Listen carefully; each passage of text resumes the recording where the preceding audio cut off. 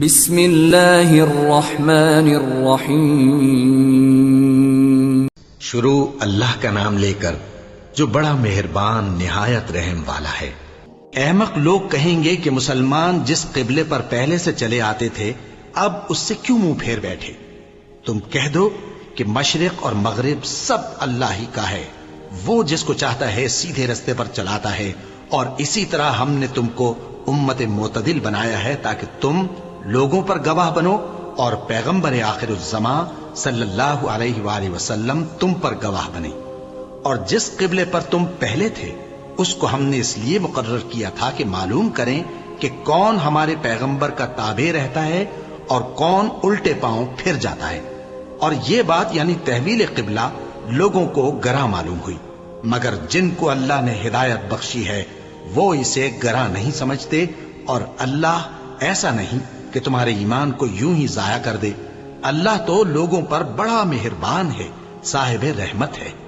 اے پیغمبر صلی اللہ علیہ وآلہ وسلم، ہم تمہارا آسمان کی طرف منہ اٹھانا دیکھ رہے ہیں، سو ہم تم کو اسی قبلے کی طرف جس کو تم پسند کرتے ہو منہ کرنے کا حکم دیں گے۔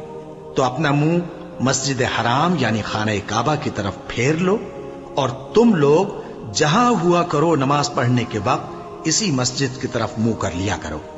اور جن لوگوں کو کتاب دی گئی ہے وہ خوب جانتے ہیں کہ یہ نیا قبلہ ان کے پروردگار کی طرف سے حق ہے، اور جو کام یہ لوگ کرتے ہیں اللہ ان سے بے خبر نہیں۔ اور اگر تم ان اہل کتاب کے پاس تمام نشانیاں بھی لے کر آؤ تو بھی یہ تمہارے قبلے کی پیروی نہ کریں، اور تم بھی ان کے قبلے کی پیروی کرنے والے نہیں ہو، اور ان میں سے بھی بعض کے قبلے کے پیرو نہیں۔ اور اگر تم باوجود اس کے کہ تمہارے پاس علم یعنی اللہ کا حکم آ چکا ہے ان کی خواہشوں کے پیچھے چلو گے تو ظالموں میں ہو جاؤ گے۔ جن لوگوں کو ہم نے کتاب دی ہے وہ ان پیغمبر آخر الزمان صلی اللہ علیہ وآلہ وسلم کو اس طرح پہچانتے ہیں جس طرح اپنے بیٹوں کو پہچانا کرتے ہیں، مگر ایک فریق ان میں سے سچی بات کو جان بوجھ کر چھپا رہا ہے۔ اے پیغمبر صلی اللہ علیہ وآلہ وسلم، یہ نیا قبلہ تمہارے پروردگار کی طرف سے حق ہے، تو تم ہرگز شک کرنے والوں میں نہ ہونا۔ اور ہر ایک شخص کے لیے ایک سمت مقرر ہے جدھر وہ عبادت کے وقت منہ کیا کرتا ہے، تو تم نیکیوں میں سبقت حاصل کرو۔ تم جہاں ہوگے اللہ تم سب کو جمع کرے گا، بے شک اللہ ہر چیز پر قادر ہے۔ اور تم جہاں سے نکلو نماز میں اپنا منہ مسجد حرام کی طرف کر لیا کرو، بے شبہ یہ تمہارے پروردگار کی طرف سے حق ہے، اور تم لوگ جو کچھ کرتے ہو اللہ اس سے بے خبر نہیں۔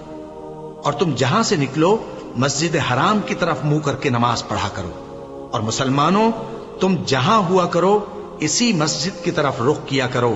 یہ تاکید اس لیے کی گئی ہے کہ لوگ تم کو کسی طرح کا الزام نہ دے سکیں، مگر ان میں سے جو ظالم ہیں وہ الزام دیں تو دیں، سو ان سے مت ڈرنا اور مجھی سے ڈرتے رہنا۔ اور یہ بھی مقصود ہے کہ میں تم کو اپنی تمام نعمتیں بخشوں، اور یہ بھی کہ تم راہ راست پر چلو۔ جس طرح من جملہ اور نعمتوں کے ہم نے تمہیں میں سے ایک رسول بھیجے ہیں جو تم کو ہماری آیتیں پڑھ پڑھ کر سناتے اور تمہیں پاک بناتے، اور کتاب یعنی قرآن اور دانائی سکھاتے ہیں، اور ایسی باتیں بتاتے ہیں جو تم پہلے نہیں جانتے تھے۔ سو تم مجھے یاد کیا کرو، میں تمہیں یاد کیا کروں گا، اور میرا احسان مانتے رہنا اور میری ناشکری نہ کرنا۔ اے ایمان والو، صبر اور نماز سے مدد لیا کرو، بے شک اللہ صبر کرنے والوں کے ساتھ ہے۔ اور جو لوگ اللہ کی راہ میں مارے جائیں ان کی نسبت یہ نہ کہنا کہ وہ مرے ہوئے ہیں، وہ مردہ نہیں بلکہ زندہ ہیں، لیکن تم کو شعور نہیں۔ اور ہم کسی قدر خوف اور بھوک اور مال اور جانوں اور میووں کے نقصان سے تمہاری آزمائش کریں گے۔ اور صبر کرنے والوں کو بشارت سنا دو کہ ان لوگوں پر جب کوئی مصیبت واقع ہوتی ہے تو کہتے ہیں کہ ہم اللہ ہی کا مال ہیں اور اسی کی طرف لوٹ کر جانے والے ہیں۔ یہی لوگ ہیں جن پر ان کے پروردگار کی عنایتیں ہیں اور خصوصی رحمت بھی ہے، اور یہی سیدھے رستے پر ہیں۔ بے شک کوہ صفا اور مروہ اللہ کی نشانیوں میں سے ہیں، تو جو شخص خانہ کعبہ کا حج یا عمرہ کرے اس پر کچھ گناہ نہیں کہ دونوں کے درمیان چکر لگائے، بلکہ یہ ایک نیک کام ہے اور جو کوئی نیک کام کرے تو اللہ قدردان ہے، دانا ہے۔ جو لوگ ہمارے حکموں اور ہدایتوں کو جو ہم نے نازل کی ہیں کسی غرض فاسد سے چھپاتے ہیں، باوجود کہ ہم نے ان کو لوگوں کے سمجھانے کے لیے اپنی کتاب میں کھول کھول کر بیان کر دیا ہے، ایسوں پر اللہ اور تمام لعنت کرنے والے لعنت کرتے ہیں۔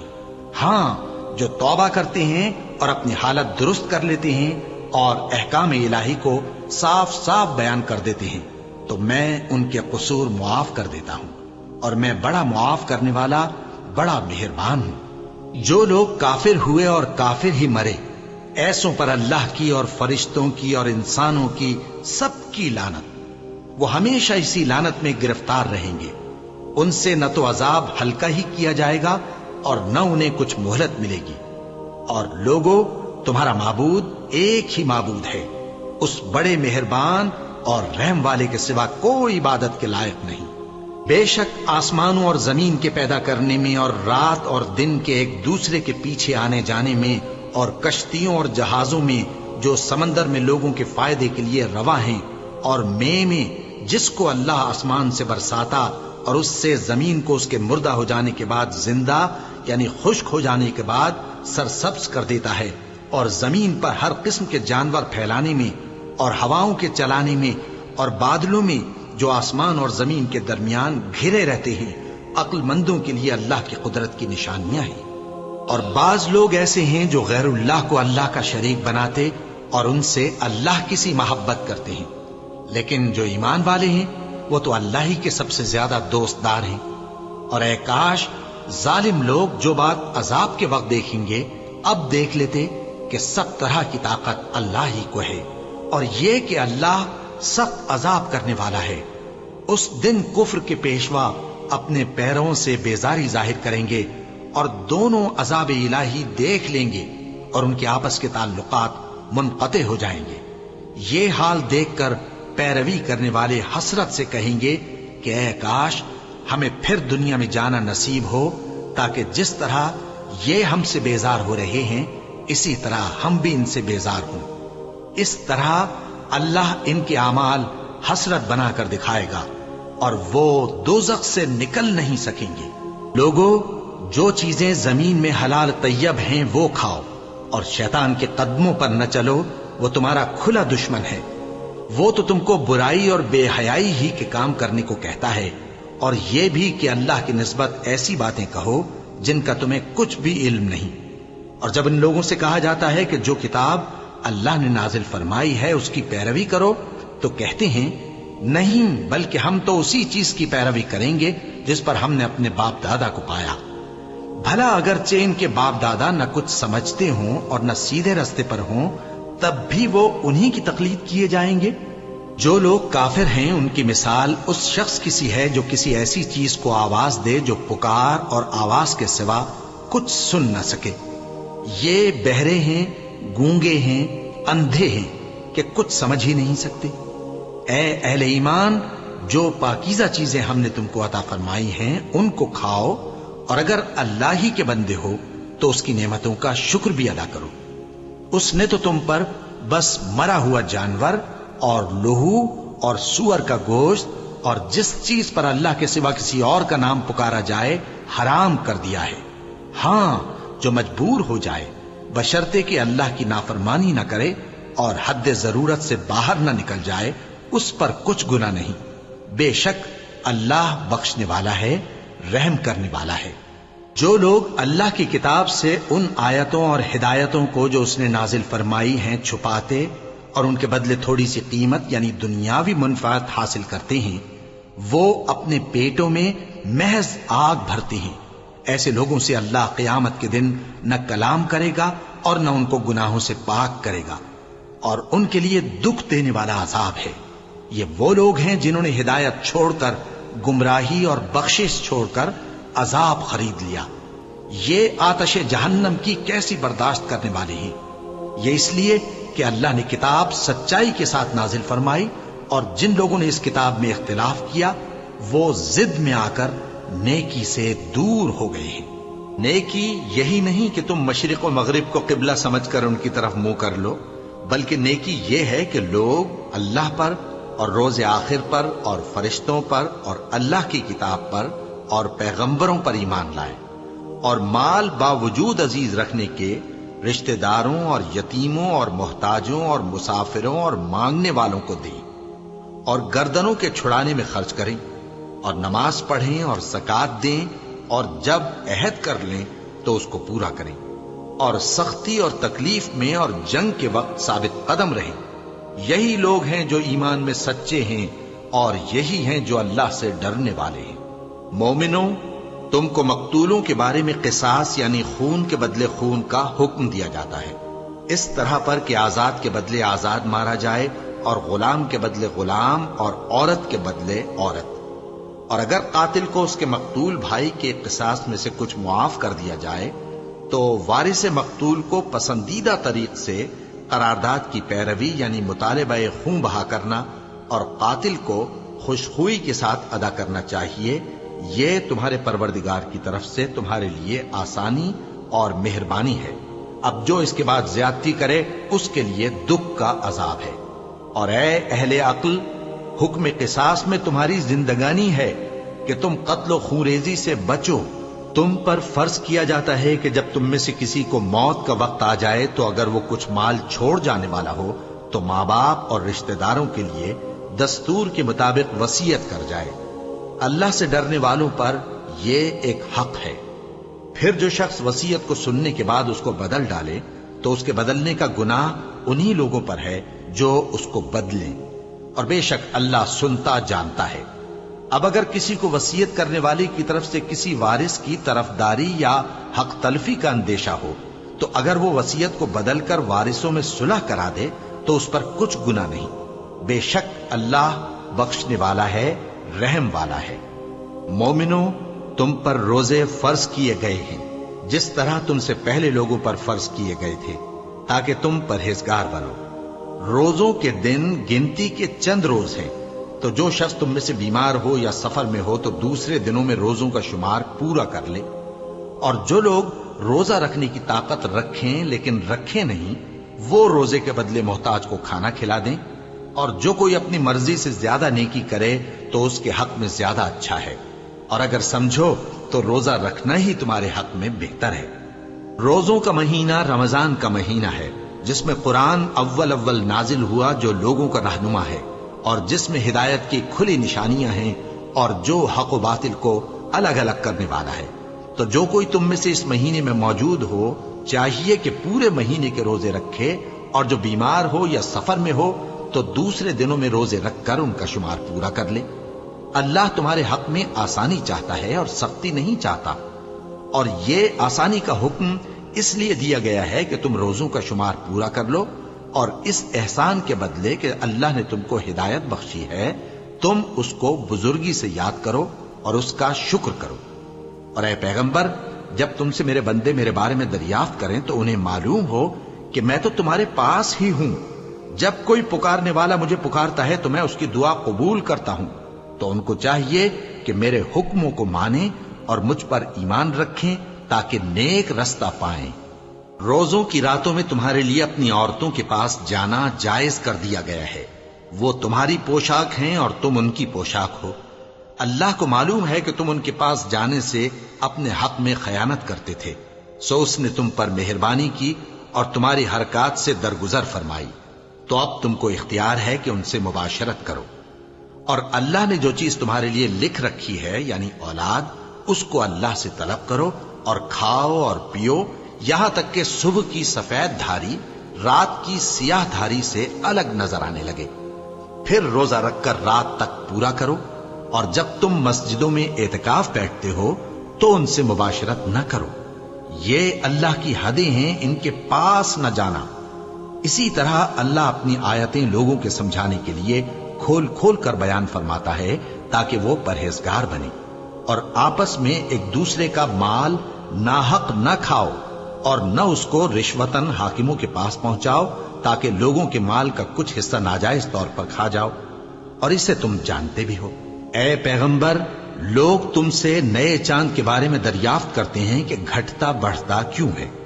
کہہ دو کہ وہ لوگوں کے کاموں کی میعادیں اور حج کے وقت معلوم ہونے کا ذریعہ ہے، اور نیکی اس بات میں نہیں کہ احرام کی حالت میں گھروں میں ان کے پچھواڑے کی طرف سے آؤ، بلکہ نیکوکار وہ ہے جو پرہیزگار ہو، اور گھروں میں ان کے دروازوں سے آیا کرو اور اللہ سے ڈرتے رہو تاکہ کامیاب ہو جاؤ۔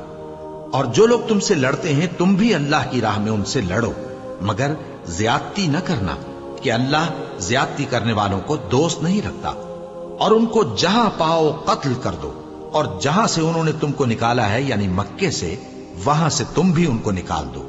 اور دین سے گمراہ کرنے کا فساد قتل و خونریزی سے کہیں بڑھ کر ہے۔ اور جب تک وہ تم سے مسجد حرام یعنی خانہ کعبہ کے پاس نہ لڑیں تم بھی وہاں ان سے نہ لڑنا۔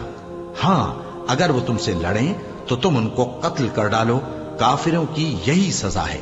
پھر اگر وہ باز آ جائیں تو اللہ بخشنے والا ہے، رحم کرنے والا ہے۔ اور ان سے اس وقت تک لڑتے رہنا کہ فساد نابود ہو جائے اور ملک میں اللہ ہی کا دین غالب ہو جائے۔ پھر اگر وہ فساد سے باز آ جائیں تو ظالموں کے سوا کسی پر زیادتی نہیں کرنی چاہیے۔ ادب کا مہینہ ادب کے مہینے کے مقابل ہے، اور ادب کی چیزیں ایک دوسرے کا بدلہ ہیں۔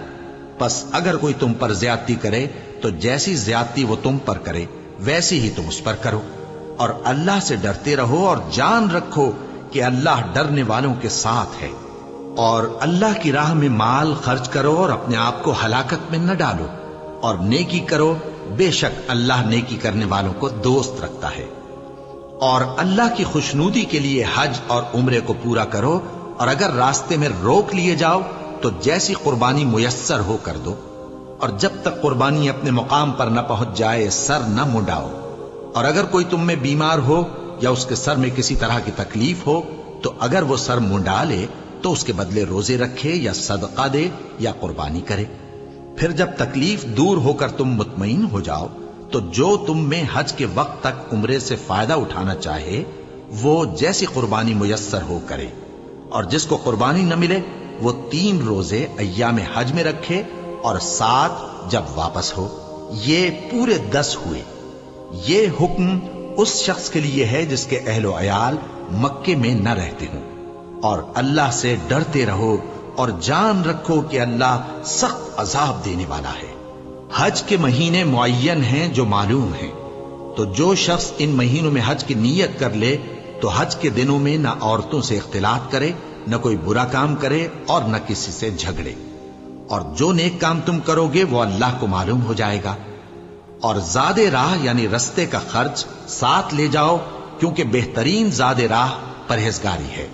اور اے اہل عقل مجھی سے ڈرتے رہو، اس کا تمہیں کچھ گناہ نہیں کہ حج کے دنوں میں بذریعہ تجارت اپنے پروردگار سے روزی طلب کرو۔ اور جب عرفات سے واپس ہونے لگو تو مشعر حرام یعنی مزدلفہ میں اللہ کا ذکر کرو، اور اس طرح ذکر کرو جس طرح اس نے تم کو سکھایا، اور اس سے پیشتر تم لوگ ان طریقوں سے محض ناواقف تھے۔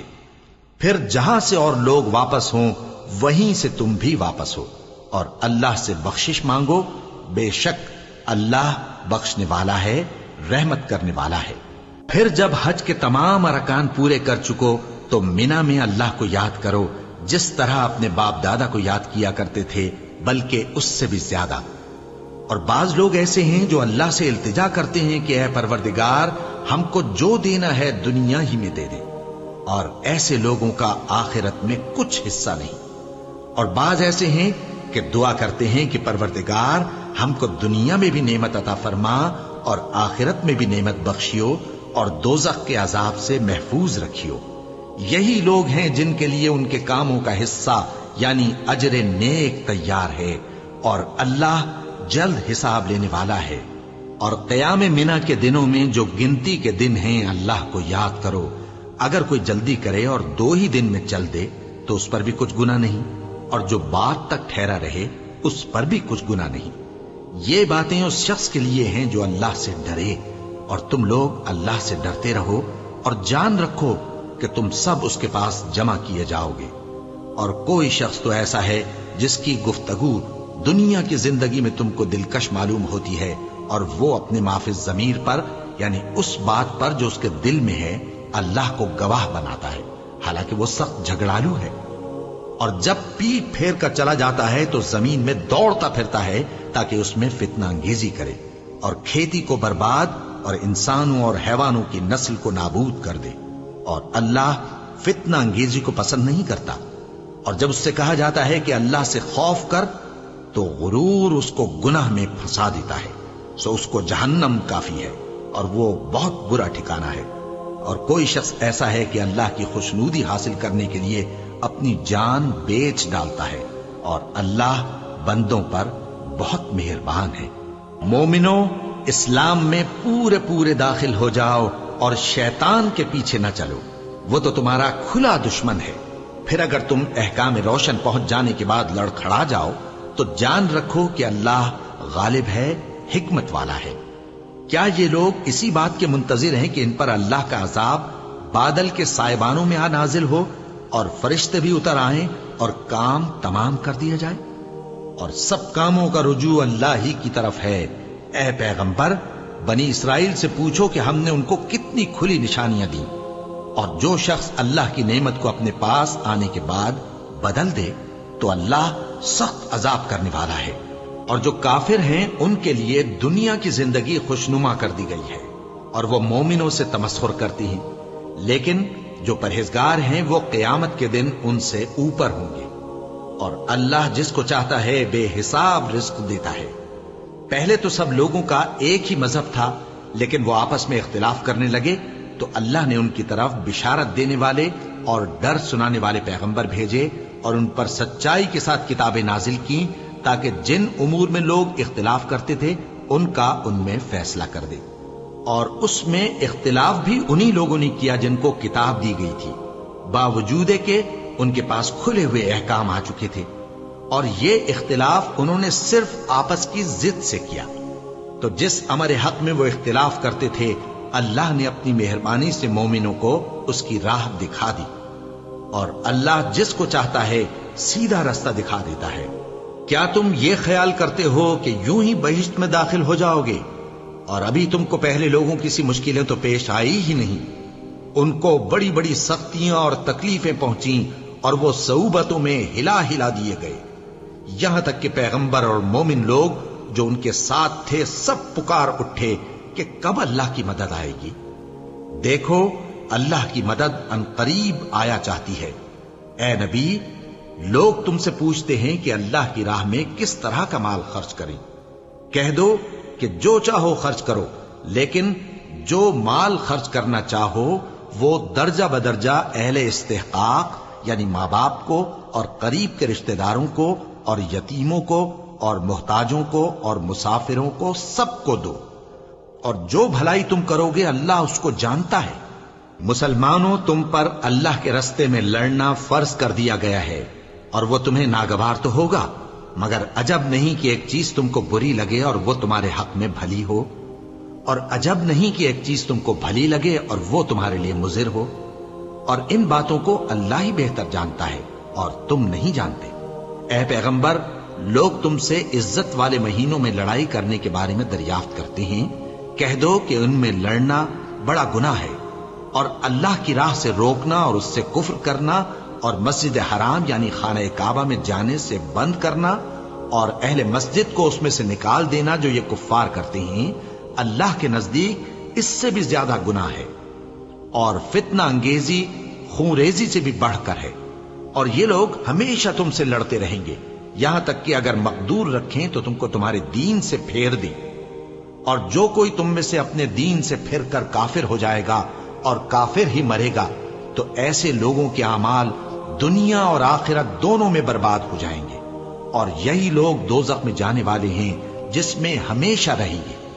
جو لوگ ایمان لائے اور اللہ کے لیے وطن چھوڑ گئے اور کفار سے جنگ کرتے رہے وہی اللہ کی رحمت کے امیدوار ہیں، اور اللہ بخشنے والا ہے، رحمت کرنے والا ہے۔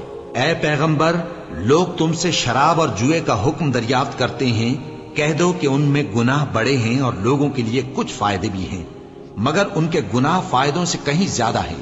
اور یہ بھی تم سے پوچھتے ہیں کہ اللہ کی راہ میں کون سا مال خرچ کریں، کہہ دو کہ جو ضرورت سے زیادہ ہو۔ اس طرح اللہ تمہارے لیے اپنے احکام کھول کھول کر بیان فرماتا ہے تاکہ تم سوچو، یعنی دنیا اور آخرت کی باتوں میں غور کرو، اور تم سے یتیموں کے بارے میں بھی دریافت کرتے ہیں، کہہ دو کہ ان کی حالت کی اصلاح بہت اچھا کام ہے، اور اگر تم ان سے مل جل کر رہنا یعنی خرچ اکٹھا رکھنا چاہو تو وہ تمہارے بھائی ہیں، اور اللہ خوب جانتا ہے کہ خرابی کرنے والا کون ہے اور اصلاح کرنے والا کون۔ اور اگر اللہ چاہتا تو تم کو تکلیف میں ڈال دیتا، بے شک اللہ غالب ہے، حکمت والا ہے۔ اور مومنوں، مشرک عورتوں سے جب تک وہ ایمان نہ لائیں نکاح نہ کرنا، کیونکہ مشرک عورت خواہ تم کو کیسی ہی بھلی لگے اس سے مومن لونڈی بہتر ہے۔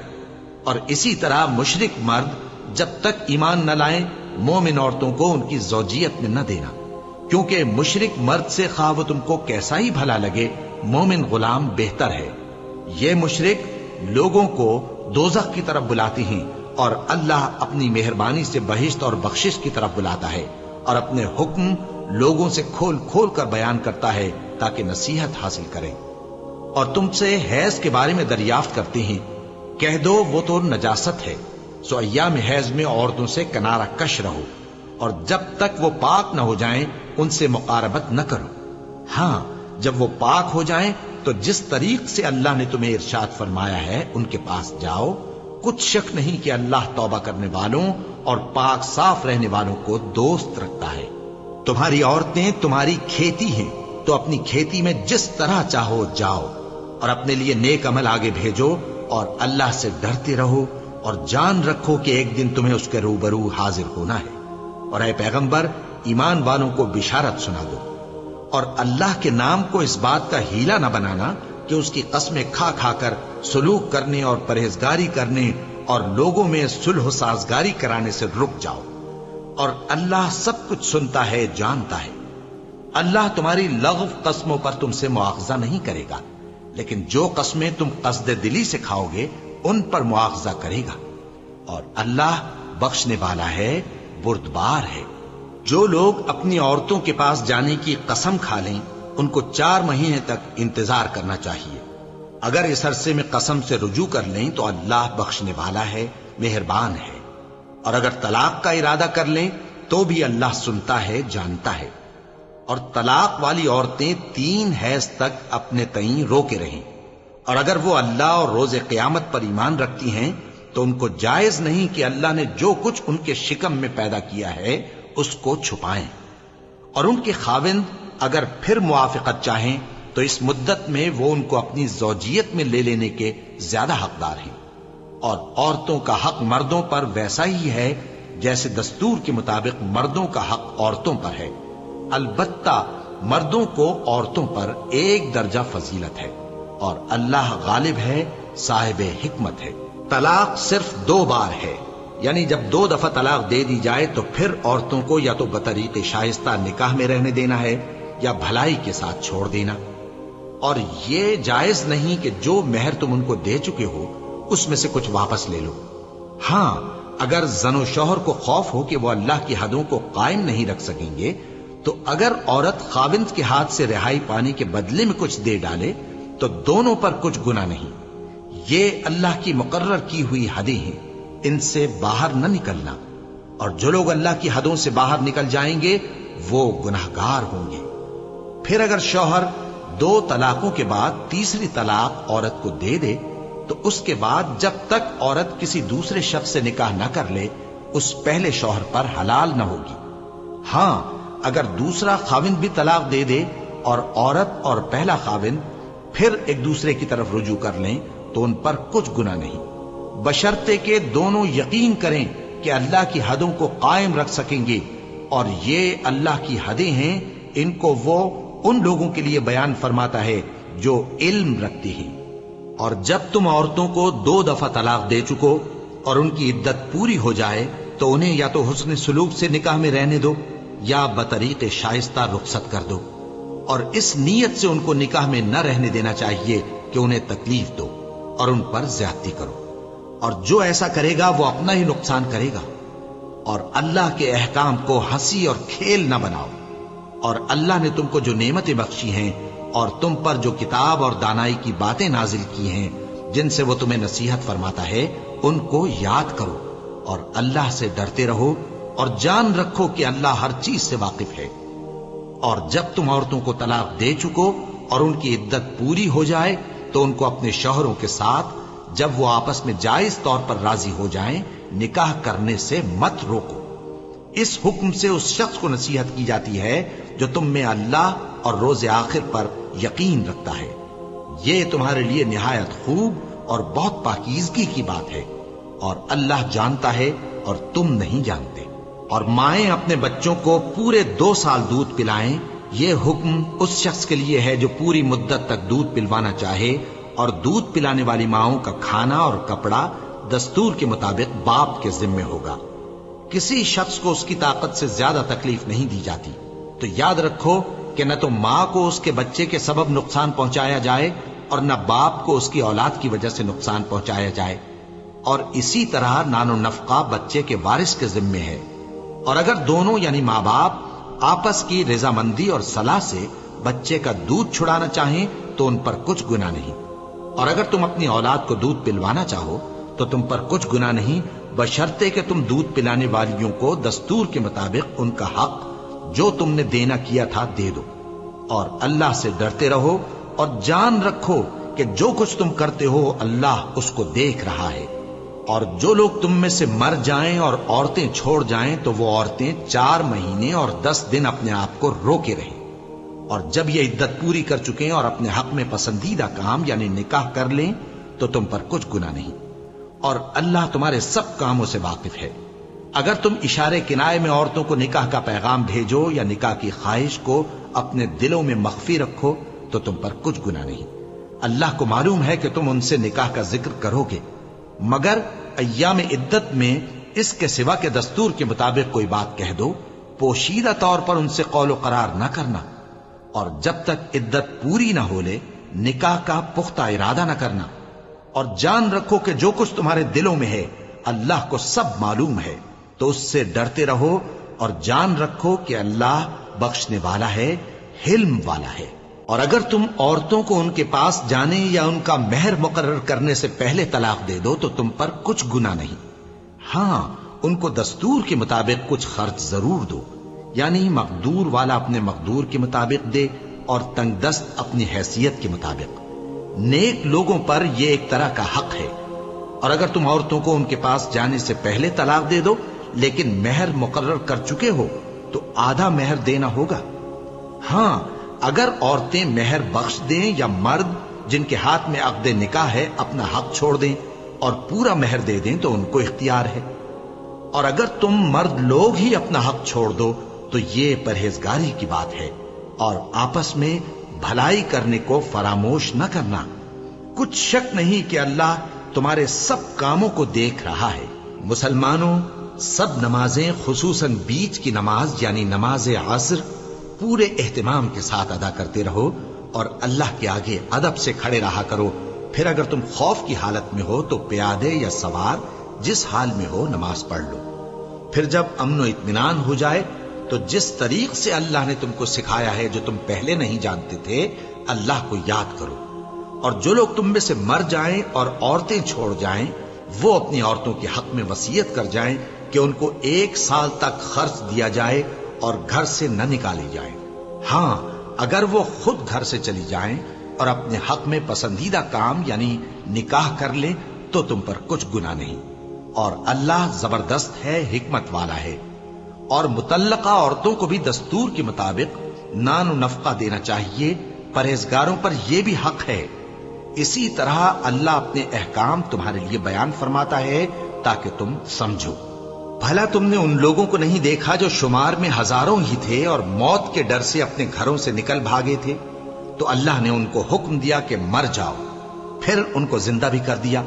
کچھ شک نہیں کہ اللہ لوگوں پر مہربانی رکھتا ہے، لیکن اکثر لوگ شکر نہیں کرتے۔ اور مسلمانوں، اللہ کی راہ میں جہاد کرو اور جان رکھو کہ اللہ سب کچھ سنتا ہے، سب کچھ جانتا ہے۔ کون ہے کہ اللہ کو قرض حسنہ دے کہ وہ اس کے بدلے اس کو کئی گنا زیادہ دے گا؟ اور اللہ ہی روزی کو تنگ کرتا اور وہی اسے کشادہ کرتا ہے، اور تم اسی کی طرف لوٹ کر جاؤ گے۔ بھلا تم نے بنی اسرائیل کی ایک جماعت کو نہیں دیکھا جس نے موسیٰ کے بعد اپنے پیغمبر سے کہا کہ آپ ہمارے لیے ایک بادشاہ مقرر کر دیں تاکہ ہم اللہ کی راہ میں جہاد کریں؟ پیغمبر نے کہا کہ اگر تم کو جہاد کا حکم دیا جائے تو ایسا تو نہیں کہ لڑنے سے پہلو تہی کرو۔ وہ کہنے لگے کہ ہم اللہ کی راہ میں کیوں نہ لڑیں گے جبکہ ہم وطن سے خارج اور بال بچوں سے جدا کر دیے گئے۔ پھر جب ان کو جہاد کا حکم دیا گیا تو چند اشخاص کے سوا سب پھر گئے، اور اللہ ظالموں سے خوب واقف ہے۔ اور پیغمبر نے ان سے یہ بھی کہا کہ اللہ نے تم پر طالوت کو بادشاہ مقرر فرمایا ہے۔ وہ بولے کہ اسے ہم پر بادشاہی کا حق کیوں کر ہو سکتا ہے؟ اس سے بڑھ کر بادشاہی کے مستحق تو ہم ہیں، اور اس کے پاس تو بہت سی دولت بھی نہیں۔ پیغمبر نے کہا کہ اللہ نے اس کو تم پر فضیلت دی ہے اور بادشاہی کے لیے منتخب فرمایا ہے۔ اس نے اسے علم بھی بہت سا بخشا ہے اور تن و توش بھی بڑا عطا کیا ہے، اور اللہ کو اختیار ہے جسے چاہے بادشاہی بخشے، وہ بڑا کشائش والا ہے، دانا ہے۔ اور پیغمبر نے ان سے کہا کہ ان کی یعنی طالوت کی بادشاہی کی نشانی یہ ہے کہ تمہارے پاس وہ صندوق آئے گا جس کو فرشتے اٹھائے ہوئے ہوں گے۔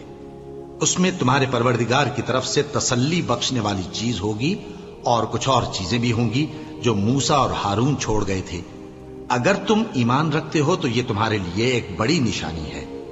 غرض جب طالوت فوجیں لے کر روانہ ہوا تو اس نے ان سے کہا کہ اللہ ایک نہر سے تمہاری آزمائش کرنے والا ہے، جو شخص اس میں سے پانی پی لے گا اس کی نسبت تصور کیا جائے گا کہ وہ میرا نہیں، اور جو نہ پیے گا وہ سمجھا جائے گا کہ میرا ہے۔ ہاں اگر کوئی ہاتھ سے چلو بھر پانی لے لے تو خیر۔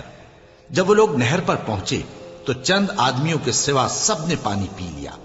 پھر جب طالوت اور مومن لوگ جو اس کے ساتھ تھے نہر کے پار ہو گئے تو کہنے لگے کہ آج ہم میں جالوت اور اس کے لشکر سے مقابلہ کرنے کی طاقت نہیں۔ جو لوگ یقین رکھتے تھے کہ ان کو اللہ کے روبرو حاضر ہونا ہے، وہ کہنے لگے کہ بسا اوقات تھوڑی سی جماعت نے اللہ کے حکم سے بڑی جماعت پر فتح حاصل کی ہے، اور اللہ ثابت قدم رہنے والوں کے ساتھ ہے۔ اور جب وہ لوگ جالوت اور اس کے لشکر کے مقابل میں آئے تو اللہ سے دعا کی کہ اے پروردگار، ہم پر صبر کے دہانے کھول دے اور ہمیں لڑائی میں ثابت قدم رکھ اور لشکر کفار پر فتح یاب کر۔ تو طالوت کی فوج نے اللہ کے حکم سے ان کو شکست دے دی، اور داؤد نے جالوت کو قتل کر ڈالا، اور اللہ نے ان کو بادشاہی اور دانائی بخشی اور جو کچھ چاہا سکھایا۔ اور اگر اللہ لوگوں کو ایک دوسرے پر چڑھائی اور حملہ کرنے سے نہ ہٹاتا رہتا تو کرۂ ارض تباہ ہو جاتا، لیکن اللہ اہل عالم پر بڑا مہربان ہے۔ یہ اللہ کی آیتیں ہیں جو ہم تم کو سچائی کے ساتھ پڑھ کر سناتے ہیں، اور اے محمد صلی اللہ علیہ وآلہ وسلم، تم بلا شبہ پیغمبروں میں سے ہو۔